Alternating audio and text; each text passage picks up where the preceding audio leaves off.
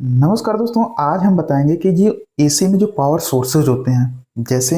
हमारे आपके घरों में जो यूज होने वाला जो इन्वर्टर होता है, उसकी रेटिंग आप सुने होंगे कि 1000 जो है वीए का है या 1500 वीए का है।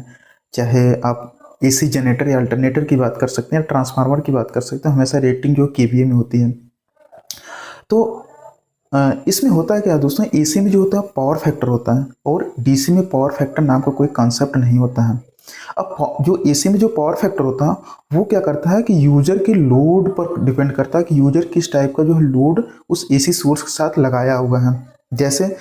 अगर यूजर जो तो बहुत हाई जो होता है इंडक्टिव लोड लगाया है, तो वहाँ पर जो है पावर फैक्टर जो होता है रिड्यूस हो जाता है। और अगर जो कैपेसिटिव लोड लगाया है तो पावर फैक्टर इंप्रूव हो जाता है। अच्छा, जो मैक्सिमम पावर फैक्टर जाता है जिसे हम यूनिटी पावर फैक्टर बोलते हैं, मतलब पावर फैक्टर जो आइडियल पावर फैक्टर एक होना चाहिए, बट जो ओवरऑल जो हमारे घरों का जो इंडक्टिव लोड होने के कारण जो होता है नॉर्मली जो होते हैं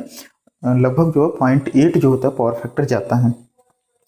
इसलिए जो हमारा जो पावर सोर्स जो तो इन्वर्टर होता है, ट्रांसफार्मर, उसकी रेटिंग जो होती है वीए में दी जाती है। और जब हमें जो वाट कितने वाट का अगर ये कैलकुलेट करना होता है, तो हम वीए के साथ जो पावर फैक्टर का मल्टीप्लाई कर देते हैं। जैसे अगर हमारे पास कोई 1000 जो है वीए का कोई हमारे पास इन्वर्टर है, तो अगर हम उसको वाट में कन्वर्ट करेंगे तो 1000 मल्टीप्लाई 0.8 जो होती है उसमें पावर फैक्टर से मल्टीप्लाई कर देंगे, बराबर जो है 800 वाट का जो हम बोल सकते हैं कि इसकी ये 800 वाट की इसकी कैपेसिटी है।